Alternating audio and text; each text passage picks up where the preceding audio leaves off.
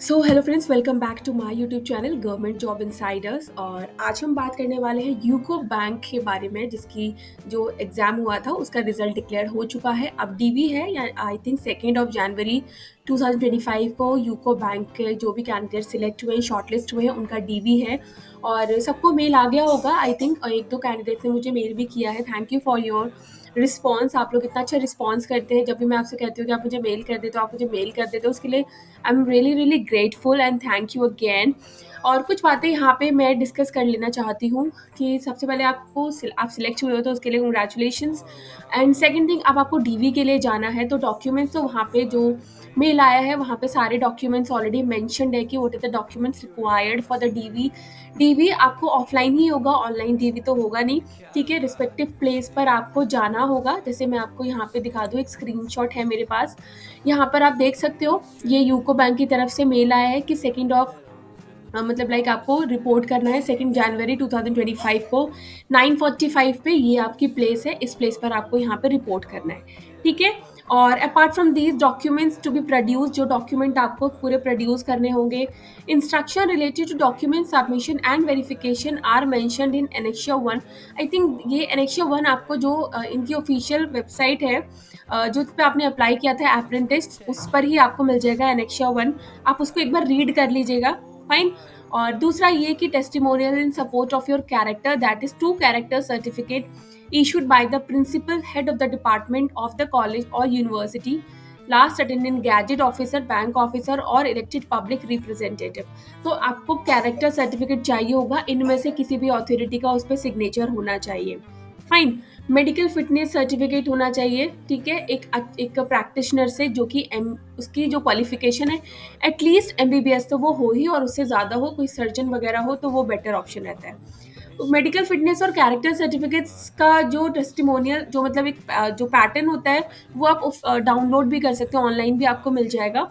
या फिर अगर इन ये जो एनेक्शिया 1 इन्होंने बोला हुआ है वहाँ पे भी आपको मिल जाएगा कि किस तरीके का होना चाहिए character certificate and medical fitness certificate. क्योंकि जो इनका ऑफिशियल नोटिफिकेशन था, आई हैवंट सीन एनीथिंग वहाँ पे कि कुछ मेंशन है कि किस तरीके का इनका फॉर्मेट क्या है कैरेक्टर सर्टिफिकेट, वो सब इस नोटिफिकेशन में तो ऐसा कुछ भी मेंशन नहीं किया हुआ है। ठीक है।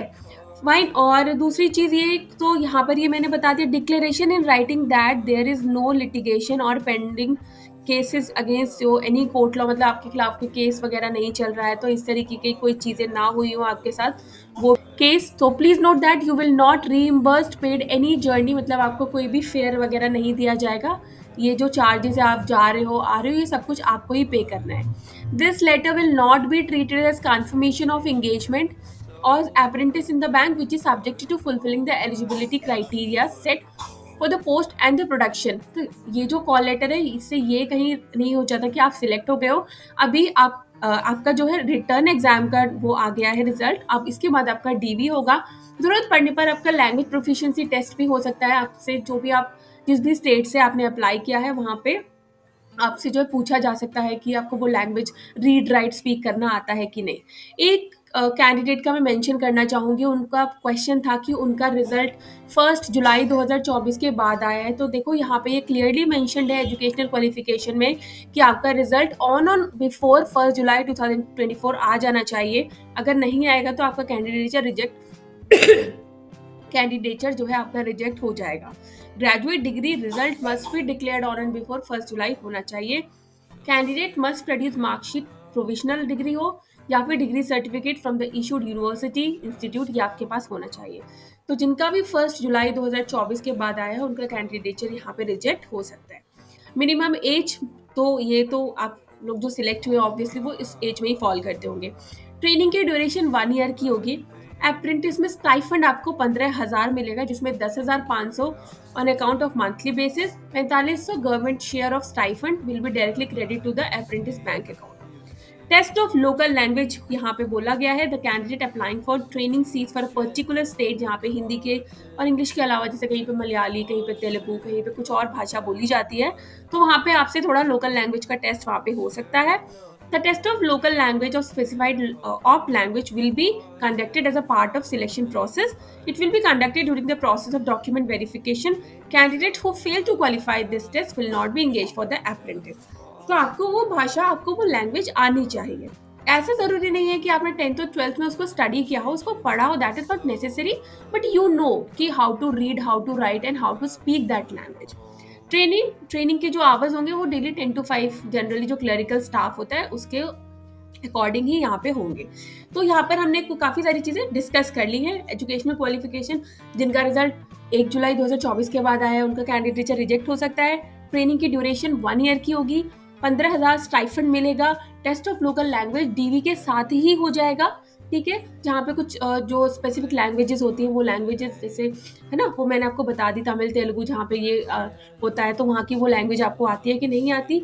जो candidate test of local language में फेल हो जाएंगे वो आगे नहीं जा पाएंगे। फाइन, ये भी मैंने आपको यहाँ पे बता दिया।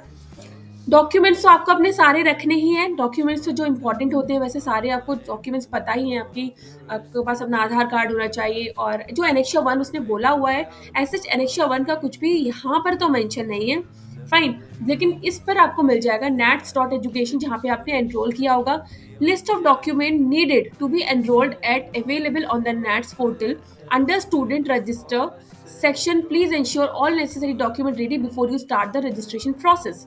तो यहीं पर आपको सारा जो बोला गया है, नैट्स की जो आपने रजिस्ट्रेशन लॉगिन किया होगा, वहां पर ही एनेक्शिया 1 होगा, जहाँ पर आपको सारी डिटेल्स मिल जाएंगी।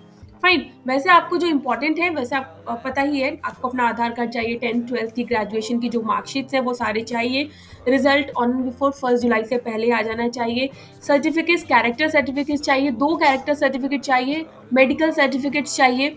फाइन, वो भी चाहिए यहाँ से।